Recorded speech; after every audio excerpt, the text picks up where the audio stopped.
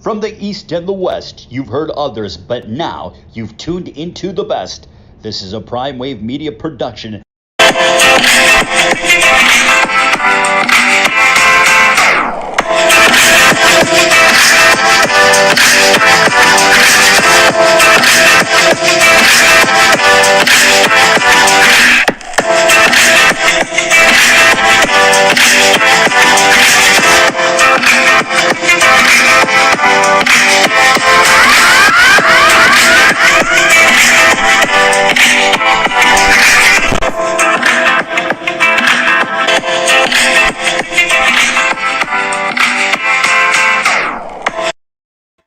What's up, world? It's the one and only Pop DiBiase, the PrimeTime Capper, and it is time for the premier sports betting show, the PrimeTime Angles Live. And I'm feeling good. I'm feeling great. And I hope you're feeling the same. Yesterday, if you guys did watch the show yesterday, I did go ahead and give out a awesome dog play for yesterday. It was the Royals straight up with the plus 205 yesterday, but I also mentioned that you guys should go ahead and bet the alternate run line of 1.5 as well too. So if you followed that angle, then hey, you in the money, you got the money, yeah, and it's like that, and that's the way it is.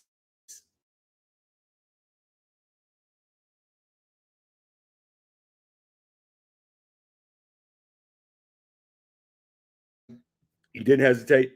I actually gave it 1.5, so I really do. I really was invested in that game yesterday. So I hope you guys invested in it as well too. All right. Let's go ahead and jump into our first topic in hand.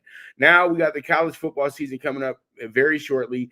Clemson's not going to be playing this weekend, but they will be playing week 1. Will Clemson still be a dominant? Will they still be a dominant team with some players? Now,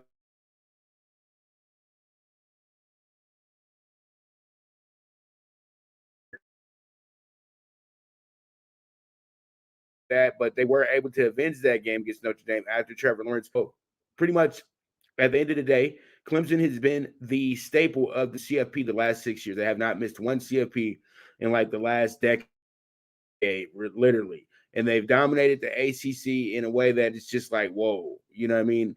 Like literally, Florida State didn't even dominate the ACC like this, in my opinion, over the years, because this team keeps finding themselves in a national championship situation, even though they've lost 3 of them. Still, they keep coming back and they keep being there. And, they've won, 2 of them, 3 of them, or 2 or 3 of them in that impasse as well, too. So at the end of the day, that's very, Florida State was really, really good. They produced a lot of NFL talent.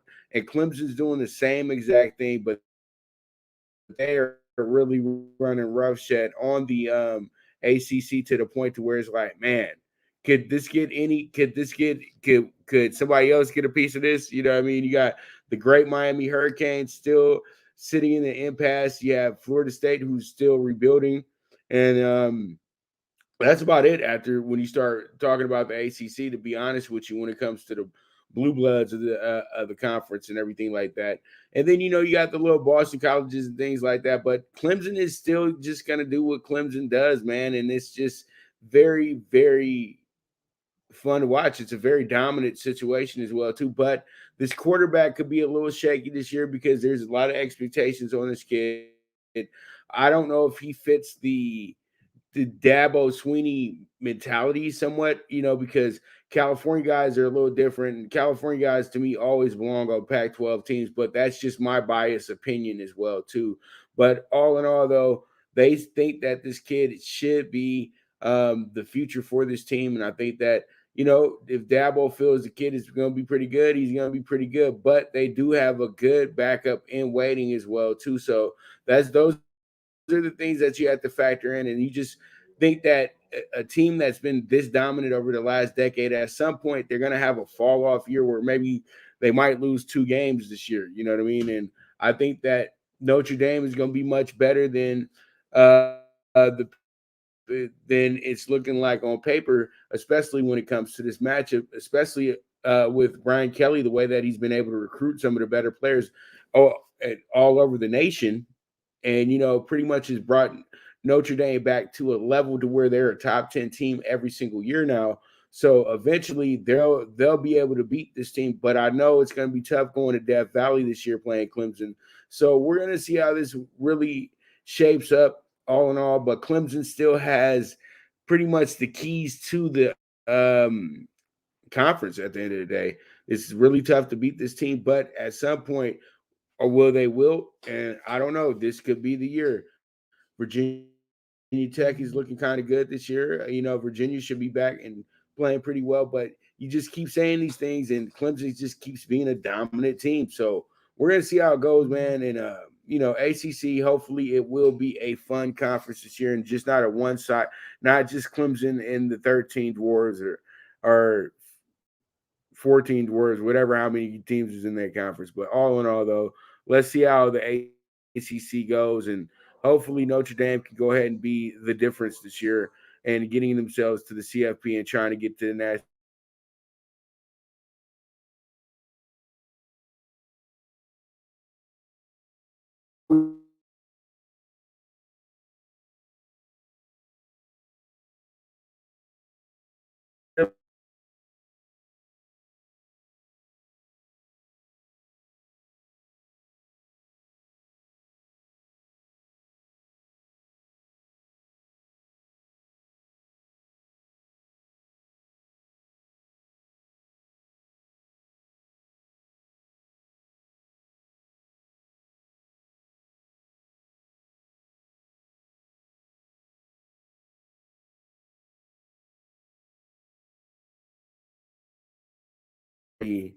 Perplexed situation right now with this team, and I feel like they're in a situation now where you got an alliance that's being formed between the other big conferences in place, and pretty much with the Big 12 literally on the way of dissolving probably in the next 18 months or so.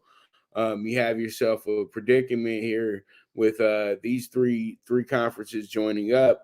So what does that do for the AAC? This says that the AAC has to run the table to even be considered. And I think Cincinnati has the type of team that could run the table and be considered. But Cincinnati has what I would say, we know who you are. And Cincinnati used to be in big conferences and things like that, find themselves in a conference that they consider not a mid-major, but they don't consider it a part of the power side of it. So they're kind of in purgatory in a sense. You know what I mean? So certain teams will get certain looks. And I think with the Big 12 dissolving the way that it's going to dissolve, if you have a Cincinnati and West Virginia rivalry put back intact, that will work. You know what I mean? Then you can bring in the other teams of the world as well too, because you have the Houston SMU element there as well. So you can bring in those Texas schools that have now been, pretty much ditched by the University of Texas. Now you can put a rivalry. You already have an SMU TCU rivalry. It's going to be even more intense if you bring them to that conference as well. And then also, you have Baylor too. And so when you bring these teams into the AAC, now the AAC can say that they're a power conference. You know what I mean? So pretty much they are, kind of showing that this could be a conference that these teams that are going to get thrown by the wayside can come to. So it should be a very, very good season for them and the AAC as well too. I think this conference will show out a little bit this year as well too, to prove a point. And I think Cincinnati can run the table this year. They were a very good team last year. They have one of the better quarterbacks coming back in the nation, a guy who should be considered the top 20 pick next year as well too. So this is going to be good for the Cincinnati Bearcats moving forward, because when they were in the Big East, they got a lot of respect, and the Big East got a lot of respect. But the Big East has been dissolved. Most of those teams went to the ACC, and the ones that left over help form the AAC with the teams that were the dominant forces in the Conference USA. So now you have to really go ahead and give this conference its due as a power conference if they're able to add those Big 12 schools as well too. But Cincinnati does need to run the table to even be considered for the CFP. And I think that's a big possibility of happening as well too, because they have the type of team that can really dominate this conference this year. So we'll see how it goes. We'll see how it shakes out. Cincinnati, you are considered one of the best in the nation. So hopefully you perform like one of the best in the nation as well, too. So there it is. There it is. All right. So we move on to our next topic in hand, and this is going to be our NFL preview for today. And our NFL preview resides in good old Philadelphia. Go give me a cheesesteak, man. They said Pat's and Geno's is for the tourists. They said you need to go more into the city, more into the suburbs to get your Philly cheesesteak the way you would like it. So pretty much we'll consider that when we get to Philadelphia. But last year, Philadelphia was a 4-11-1 team. They were absolutely dreadful last year, but they had some hope last year with young Jalen Hurts coming around.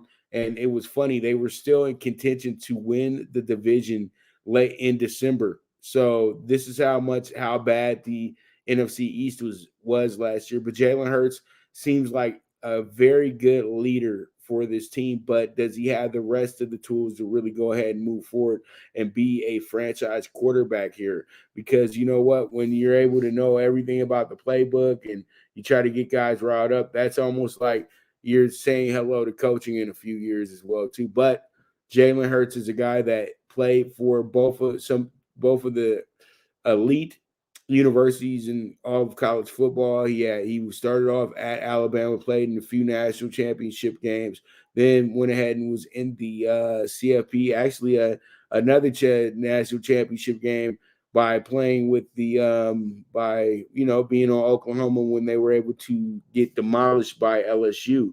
So pretty much Hurts is a very, very reputable player, and he's done a lot of good things here over the years in the college football level. But as soon as he got to the Eagles, he did give them a spark that they had been needing. And the Eagles had their situation where, they came to an impasse with the quarterback that they felt that was going to be their franchise quarterback for the next decade or so. And he's already gone. He's now in Indianapolis with Carson Wentz leaving. So, and I think that they made one of the moves in the NFL that was absolutely terrible by firing a head coach that had just won a Super Bowl not even 5 years ago. And I think that they're going to regret that because they brought in a coach who's a lame duck head coach in a sense as well too, who has really no credibility in the league as somebody who leads men. He's a good coordinator, but there was a lot of doubt about that as well too. So, he rode off the coattails of having a guy like Philip Rivers, who can call his own damn plays. He can come up with his own schemes. So this is going to be a test for the Eagles' as coach. If he doesn't do well, he'll probably be out at the end of the year. To be honest with you, that's why I call him a lame duck head coach. So the Eagles have a lot to prove this year. People think the Eagles don't have expectations, but you can have expectations in a bad conference, in a bad division like the NFC East. The Cowboys are not off the hook yet. You know what I mean? They're going to have Dak be healthy this year for them to even think about being in the fold, to even be near Dallas or Washington, because Washington is the next team up in that conference as well too, with Ryan Fitzpatrick as their starting quarterback. Yeah, he's been in the league since forever. I was in high school when this guy started playing football. So pretty much he's been in the league for forever. But you guys got to always understand, most of his career has been as a backup anyway. So he's getting his opportunity to just keep proving that he can play the quarterback position. And he got plenty of energy to do it because he hasn't had to be a starter everywhere that he's been at. So that should be good for them. But the Eagles are going to have to work. They got over under a 7. I got them going under 7 games because I do feel like this is just they're not going to tank, but they do have the hot shot first round quarterback on their mind. I know that. Yeah, I feel that, and I think that will be actually happening. So all in all, I'm ready for some football. But Philadelphia, you should be decent this year. You should be another team that surprises a lot of people when it comes to the spread, or maybe a big upset day in Philly or something of that nature. But when it comes to moving forward and actually believing this team can be in the playoffs and everything like that, it gets a little sketchy, gets a little doubtful, but anything can happen in that division. So we'll see how it goes. We'll see how it shakes out. But all in all, that's my thoughts on the Philadelphia Eagles. All right. So with that, we will be right back with the premier sports betting show, the Primetime Angles, live with the one and only Pop DiBiase, the Primetime Capper, and I'll be right back at you. Good News Only Racing Club, led by the legendary Doug O'Neill, the trainer of 2 Kentucky Derby winners and I'll Have Another and Nyquist. Also trained 2-time Breeders' Cup champ Golden Sense, who are just a part of a long list of thoroughbred champions trained by Doug O'Neill. The Good News Only Racing Club has a young core of horses to look out for in Dennis's Celery, Irish Heatwave, and Notre Dame, just to name a few. Win the day every day with the Good News Only Racing Club, a proud sponsor of the NFL Bet Exchange. From the East and the West, you've heard others, but now you've tuned into the best. This is a Prime Wave Media production.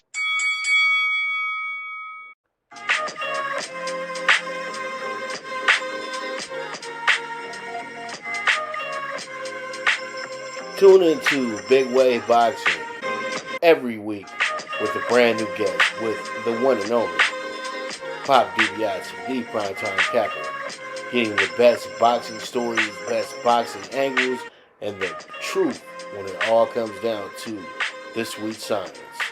Tune in to Big Wave Boxing on the Prime Wave Media channel on YouTube.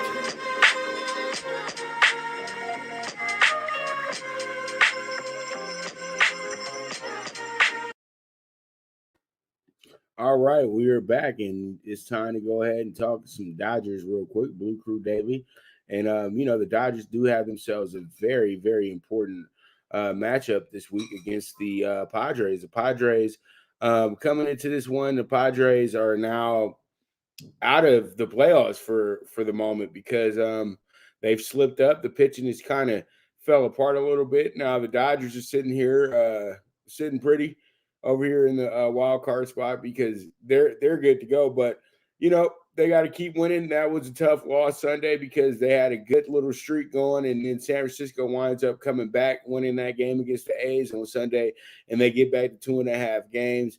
And also, today the Giants start their series with the Mets, and the Dodgers are going to start their very critical series with the Padres. But I told you guys way back in May that the Padres never had that look of being a team that was going to be able to overtake the Dodgers. And then the Giants decided to say that, you know what, we're getting tired of these Dodgers just being always the face of the division and everything like that. We're going to take this no-name gang. We're going to take these guys that were cheap on cheap when it comes to pitching.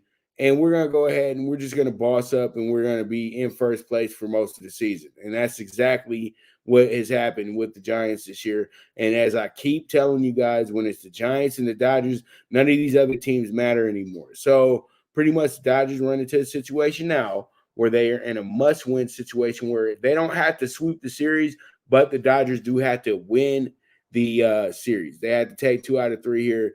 And I think that they're in place to do that because San Diego is struggling mightily. They can't home run their way out of every game right now because if your pitching is bad, your pitching is bad. It's that simple.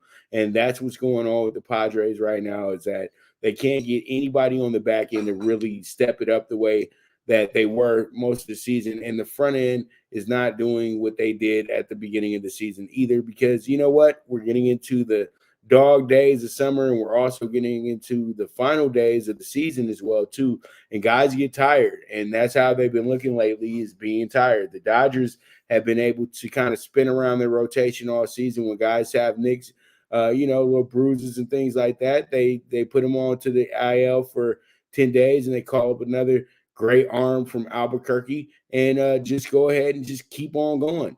And that's the difference between the Dodgers and the Padres. The Padres are invested in trying to bring in every flashy hitter there is and blah, blah, blah, blah, blah. And the Dodgers are just looking for balance. So that's why there's the big difference of why the Dodgers are still here in the playoff race and the Padres are slowly fading.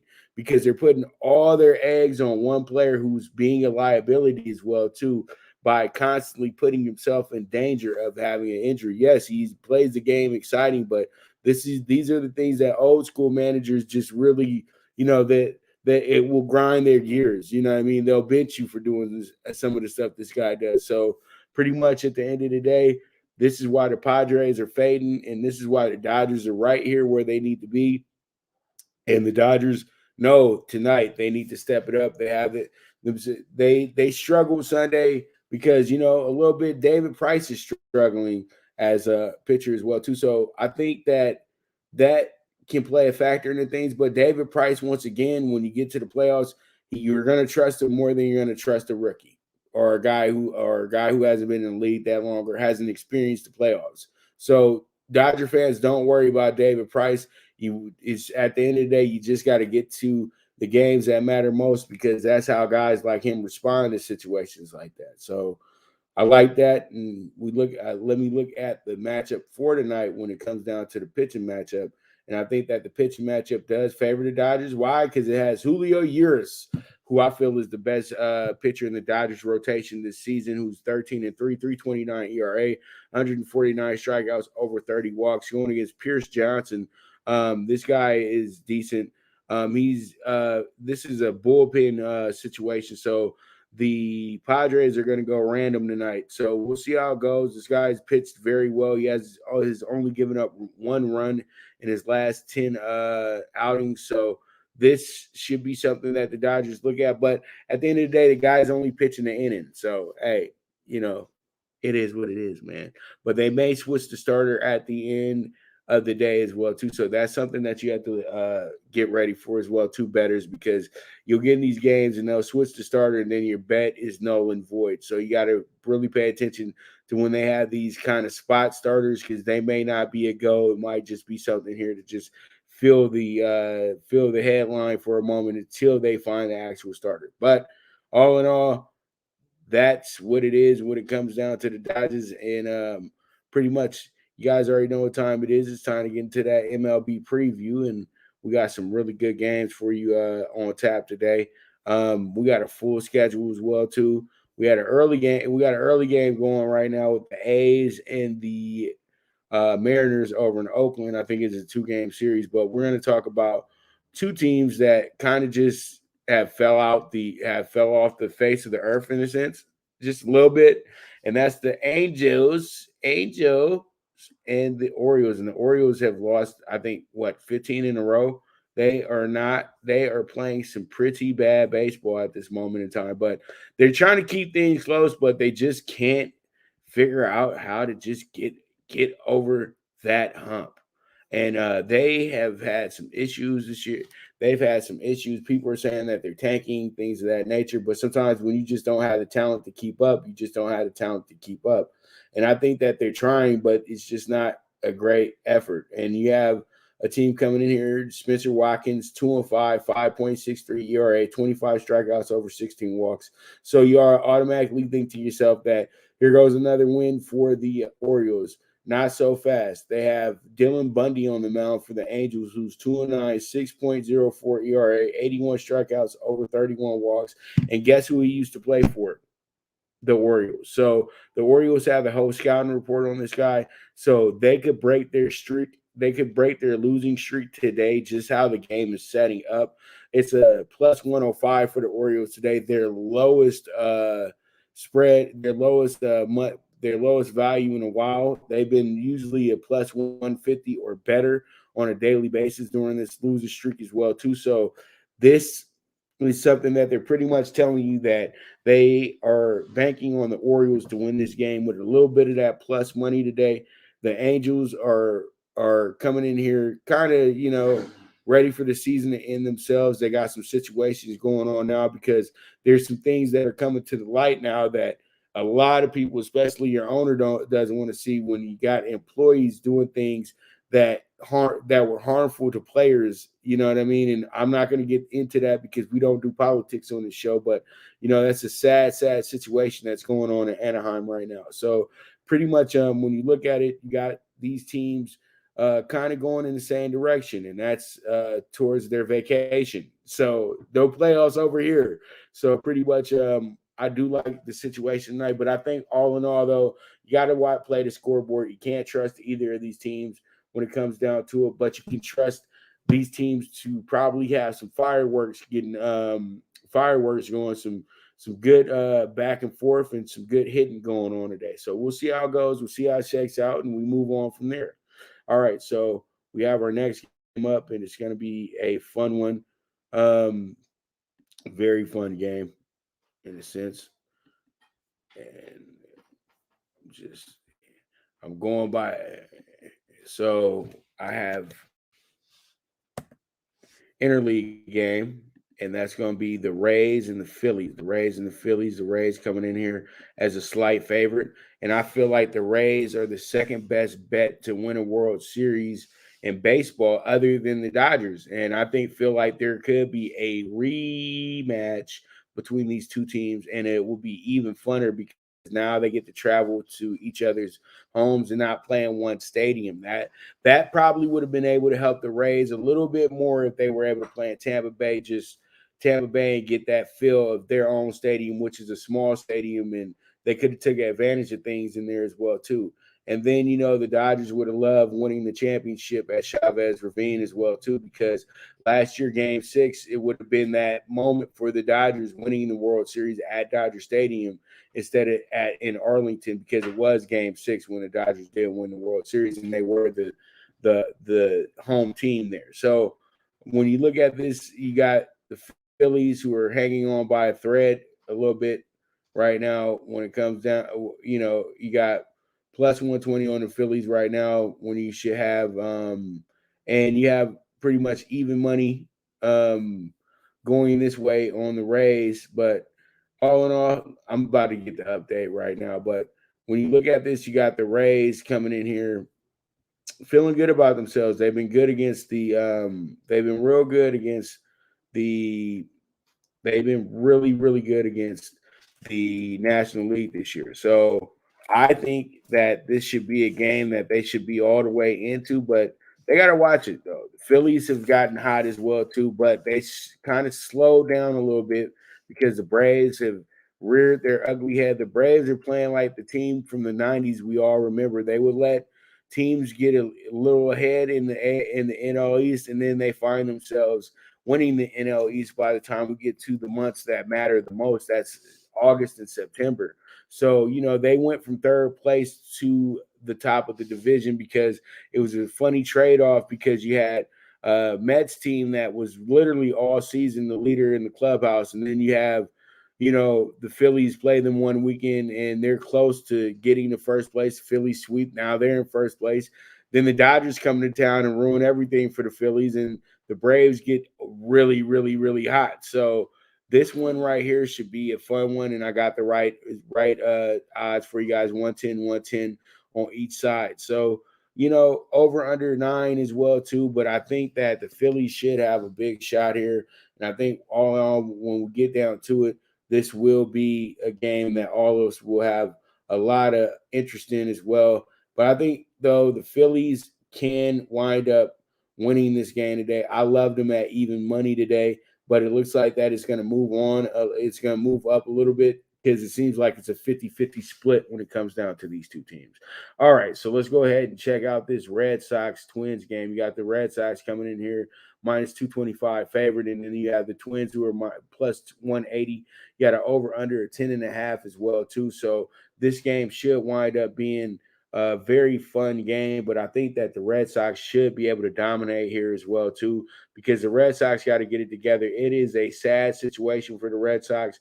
Red Sox went from having the best record in the American League. Now the Red Sox are barely surviving the second wild card spot. The Yankees have overtaken them, and it was funny how much they dominated the Yankees early in the season and how much the Yankees have dominated them since the All-Star break. And this is actually turning out to be one of those great Yankee seasons in the sense the way that they have persevered and came back around. But the Red Sox, all in all, they're looking like that team from a few years back that had a big lead in the division and then blew it in the Rays, took it and got to the playoffs because of that situation. And now they're on the outside looking in, and they're pretty. And I think that if you're the manager, if you're top players on the team, you're pretty pissed about what's going on with your team, because you guys were in a great spot, but at the end of the day, you are playing in the toughest division in all of baseball.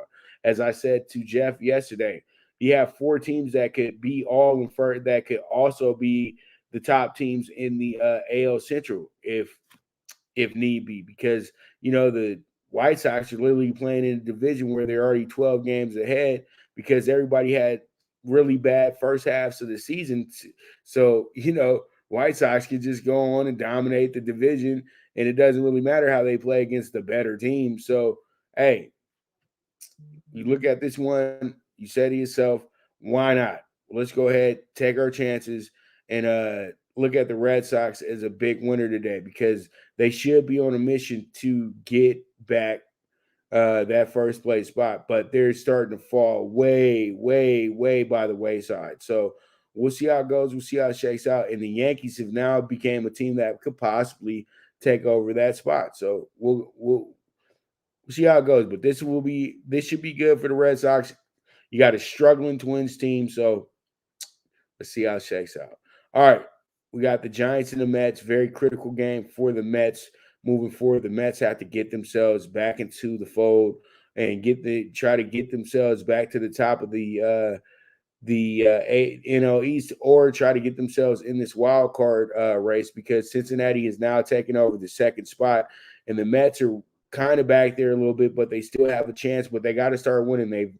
They've lost 8 out of their last 9 games. They were able to get a win in LA, and come back to New York with some confidence. And we all do know the last time they played the Giants, they got a win against them as well too. They got a good win against them as well too. But all in all, though, they have to get it together. Though they got to stop shooting themselves in the foot. But they need some offense as well too. They've been getting the pitching, but they haven't had any offense. And it just seems like without Jacob deGrom being in the rotation, it's affected the rest of the rotation moving forward. So, the Mets got to step it up tonight. I like them tonight, to be honest with you, to get the win here, because the Giants had to travel cross country. Then, they take a day off. I think everybody probably probably had some fun in Queens last night. And hopefully it'll work out for the Mets to where they can go ahead and get themselves a nice win today. So we'll see how it goes, see how it shakes out. But I do like this game. I think that this is one of our better games of the day as well, too, and one of our most important games of the day. Now, I got us a interleague game today, and this interleague game should be a fun one as well, too. This is going to be the Tigers and the Cardinals. The Tigers coming in here is a big dog. Cardinals are minus 225, and the Tigers did come through the other day as a plus 200 money line on Sunday, beating the Blue Jays. So you can't you don't overlook this team, because the Cardinals, to me, isn't a team that warrants a minus 225 money line anymore this season. Their team is not good enough for that. Even though they still are the Cardinals, they're just a namesake to me this season. But they've struggled. They're a middling team, so that's hard to trust here. You know what I mean? Even though the Tigers don't look that good on paper, the Tigers have overachieved compared to what you thought the Tigers were going to be. And also, congratulations to Miguel Cabrera for hitting his 500th home run. That is a rare company to be a part of, and that's absolutely incredible, because I did see him start his career at 18 years old with the Marlins and help contribute to a world championship for that team as well, too, and the greatest upset in a World Series when they beat the mighty Yankees as well. So pretty much props out to him. But all in all, the Tigers, they rewarded him with a win the other day, and they could reward him with another one today. But I'm not saying that they win the game, but I'm saying that they keep the game very close, and they could be a strong little dog bet for you today as well, too. But we'll see how it goes, and we'll see how it shakes out. All right, and then we're going to probably the most important game of the National League and for a division today, and that's going to be the Reds and the Brewers. The Reds and the Brewers it's been a little one-sided with this situation though this year. The Reds have really been dominated by the Brewers. The Brewers are playing such good baseball as well too. That's something that we have to look at. 76 wins on the season. They are not too far behind. They're not too far behind the Giants, but they're right behind the Dodgers as well too. So this is going to be pretty crazy, man, and crazy finish. But all in all, though, you have Cincinnati nipping at the heels, but they're 7 games back. They're going to need this series to really be able to get, where they need to get to and try to, put a dent into that lead and keep going to try to get the second wild card spot. I told you guys after the All-Star break that Cincinnati was the team to get involved with because they would be able to make the playoffs here because they have a lot of things working for them. And I told you guys, come on, the guys had like 4 All-Stars this year, so you have to go ahead and give them a shot. So with that, we're going to go ahead and we're going to take us another break real quick. And when I get back, we'll be talking tickets, okay? So you guys stay tuned to the premier sports betting show, the Primetime Angles Live. The Viget app, where social media meets sports betting. Get the latest line movements in all major sports. Track your daily bets, daily contests, the NFL over-under contest that pays out $10K in cash prizes. This is a cutting-edge app that helps betting be easy. Sign up with the reference code POPDBIC and you will be able to watch my daily show, The Primetime Angles, as a resource to building that bankroll. Viget is available in your Apple or Google Store on your iOS or Android. The social sports betting app, Viget.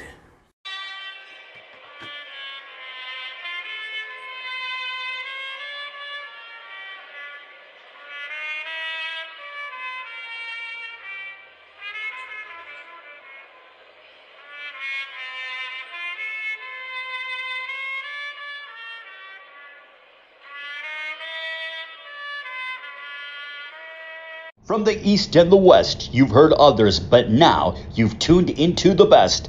This is a Prime Wave Media production.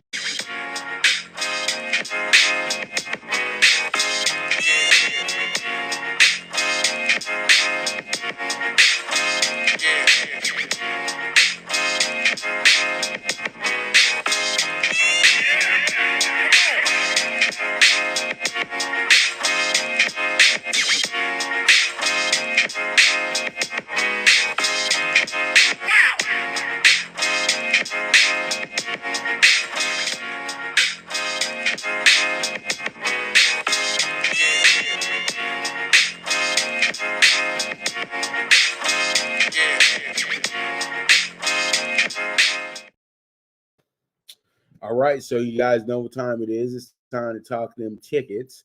So you guys already know, and pretty much I'm getting the graphics uploaded for it now. But you know what? I got a special treat for you guys today as well, too. I got actually 2 things I'm going to talk about when it comes to talking tickets as well. So you guys should be pretty happy about that. I got MLB. I got the MLB for us today, and I also have the WNBA today, who has 4 games going as well too. So we got to sell some games going today, y'all. So pretty much I'm excited about that too. And let's go ahead and get into this. But yeah, with the pick 6 today, the pick 6 is not a 90-1 like I've been doing the last few days. I kind of said, let's scale back a little bit. Let's get ourselves a winner. We're swinging for the fences sometimes, can be detrimental. And I think today is better to go ahead and just play it smart and go ahead and put in the right order. You know what I mean? So pretty much that's where I'm going with this one right here. So I really do enjoy this ticket today. I think this ticket is going to be really good today, to be honest with you. Just trying to get the graphic up for you guys real quick. Just give me 1 second. One-man band over here. That's how it goes sometimes, man. But you know what? You just keep on pushing, baby, because, you guys know what you came here for, and this is what you came here for, them talking tickets. So there it is with that. We got ourselves the MLB PrimeTime PK6, 47-1 today. I'm going over 10.5 with the I'm going over 10.5 with the Angels and the Orioles today. And then also we have the Phillies game. I'm just taking the Phillies because the Phillies are at home. I feel like the Phillies will play really good baseball because they're at home today. And that's why I'm taking them. And they were plus 100, but right now it's moved up to minus 110. So that's what we have to factor in as well, too, that they have different things flowing for this right now. And that's how they're looking at this game, is that this game should be pretty close. And I think the Phillies wind up winning a close game, even though they are dealing with the best team in the American League. They're a team that really does want to put themselves in position to, to have a nice little showdown here with the Braves, because every game with them is going to be very important this year as well, too, coming down to the stretch of things. So we have that, and then we have the Red Sox today, who I feel should dominate a bad Twins team who hasn't been able to really do anything as of late. And then we have the Mets today. I feel like they are trying to keep themselves in the playoff race. So it's more important to them because the Giants, Dodgers pretty much have a face-off coming up in the next week. And I think that maybe, this back east trip might be something that will start showing the leaks in this Giants team that I felt like was struggling a bit in Oakland this weekend, but they were able to make up for it. And then you got the Tigers today, who I think that are drastically slept on. I think that they're overvaluing the Cardinals in this matchup today, and I think the Tigers wind up keeping the game close, losing by a run or winning the game. So that's why I said that you could take the money line on them today and see how it shakes out for you. And then we have the Reds and Brewers, who I feel will be in a pitcher's duel today. They got two of their best pitchers going on the mound, and I'm going to take the under 7.5 with the Reds and the Brewers here, and it's going to be a 47-1 ticket. Then we move on, and we got the Wnba today. I'm going 6.5 with the Sky with Candace Parker.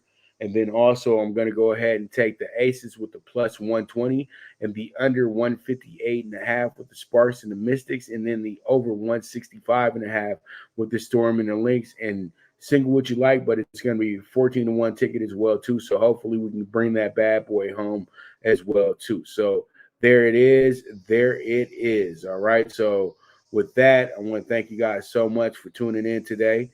And you guys already know what time it is. This is the premier sports betting show, the Primetime Anglers Live, with the one and only Pop DBIC, the Primetime Capper. I have Mike Abadir in here tomorrow to go ahead and talk about this new formed alliance between the ACC, the Pac-12, and the Big Ten. You know what I mean? So we'll talk about that tomorrow. And then we got the Pittsburgh Steelers on tap tomorrow to talk about in the NFL preview. So all my Steeler fans, tap in so you guys can hear what I think about you. So pretty much that's what it's going to be, and that's what it is. So at the end of the day, man, just as I always say, if you got a hunch, bet a bunch. If always bet with your head, not with your heart. The movement is movement, and I'll be back to you tomorrow, okay? So with that, I am gone.